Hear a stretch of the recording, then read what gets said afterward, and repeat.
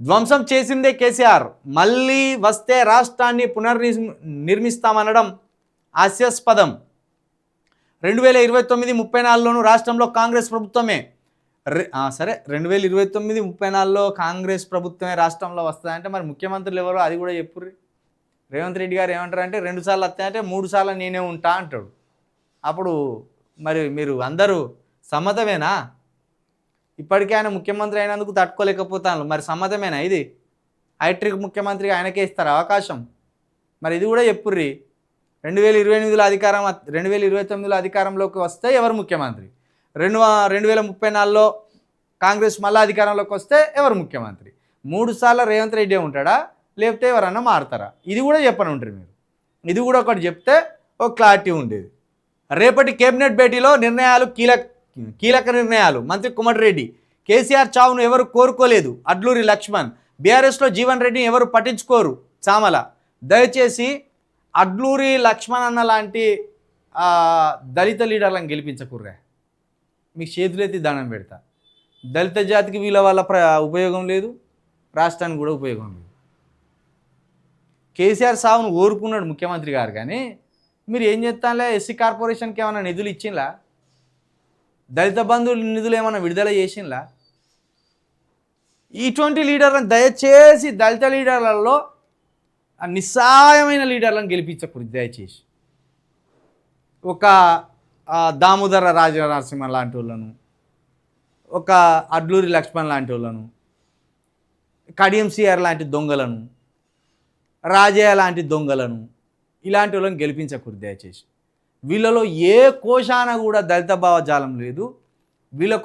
వీళ్ళు దళితులకు అన్యాయం జరిగితే ఎట్టి పరిస్థితులా మాట్లాడరు. ఒక మా తుంగతుర్తి ఎమ్మెల్యే అస్సలు సిసలు మాదిగా, తుంగతుర్తి ఎమ్మెల్యే డైరెక్ట్ అన్నాడు, కడియం సిఆర్ మాదిగా కాదు, దామోదర్ రాయ నరసింహ కూడా మాదిగా కాదు, ఇంకో ఎస్సీ కార్పొరేషన్కు నియమించిన పేరు ఏం పేరు, ఆయన పేరు ప్రీతం కూడా మాదిగా కాదు, వీళ్ళంతా వలస వచ్చిన వాళ్ళు, వీళ్ళు అసలు ఒరిజినల్ మాదిగలే కాదని. ఒరిజినల్ మాదిగల అవకాశాలను కొల్లగొట్టుతున్నది డూప్లికేట్ మాదిగలు కడియం శ్రీహరి, డూప్లికేట్ మాదిగా ప్రేమ్, ఇది ప్రీతం డూప్లికేట్ మాదిగా, దామోదర్ రాజ నరసింహ కూడా డూప్లికేట్ మాదిగే. ఈ డూప్లికేట్ మాదిగలకు 37 లక్షల మాదిగల మీద ప్రేమ ఎందుకు ఉంటుంది? ఈ డూప్లికేట్ మాదిగలను ముందు తరిమి కొట్టాలి. డూప్లికేట్ మాదిగలను, ధైర్యం లేని మాదిగలను. ఈ రాష్ట్రానికి తొలిపొద్దులం మనం ఒరిజినల్ మాదిగల అవకాశాన్ని కొల్లిగొట్టేది ఈ డూప్లికేట్ మాదిగలు. ఎంతమంది మాదిగలు దామోదర్ రాజ నరసింహ దగ్గరికి అరే మాదిగైనా అట కానీ అని పోతే ఒక్క పని ఎత్తలేడట. 37 లక్షల మంది మాదిగలకు మళ్ళీ నేను ప్రతినిధిని అని చెప్తాడు ముఖ్యమంత్రి గారి దగ్గర నిలబడి. ఆయన వ్యవహారం కావచ్చు, ఆయన మాటలు కావచ్చు, అసలు మాదిగ వారి లెక్కనే ఉండేవి.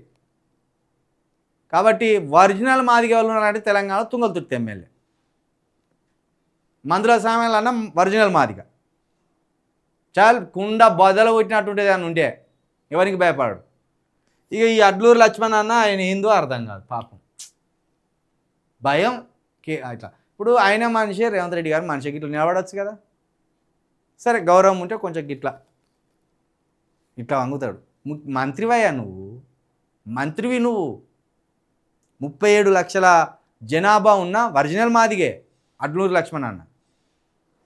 కానీ ఏందో మరి ఆ మంత్రికి ఉన్న ఉందాతనం కానీ, ఆ మంత్రికి ఉన్న ఆ దర్జా కానీ, ఆ పౌరుషం కానీ అస్సలు లేదు. అసలు మాదిగ వారికి ఉన్న పౌరుషమే ఆయనలో లేదు. మరి ఏందో అర్థమైతలేదు. కాబట్టి దయచేసి 2029లో రానున్న ఎన్నికల్లో మాదిగ వారు పవర్ చూపించాలి. ఒరిజినల్ మాదిగలను కడియం శ్రీహరిని ఓడగొట్టాలి. అక్కడ ఈయన దామోదర్ రాజనరసింహ ప్లేస్లో ఒరిజినల్ మాదిగకు టికెట్ ఇవ్వాలి.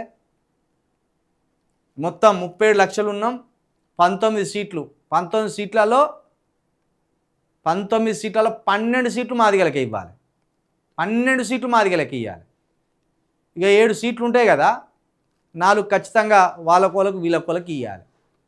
ఖచ్చితంగా మాదిగ వారు ఇది గుర్తుపెట్టుకోండి. మీరు రాజకీయ విప్లవాన్ని సృష్టించాలి, లేకపోతే ఒట్టిదే అవుతారు ఇంత జనాభా ఉండి.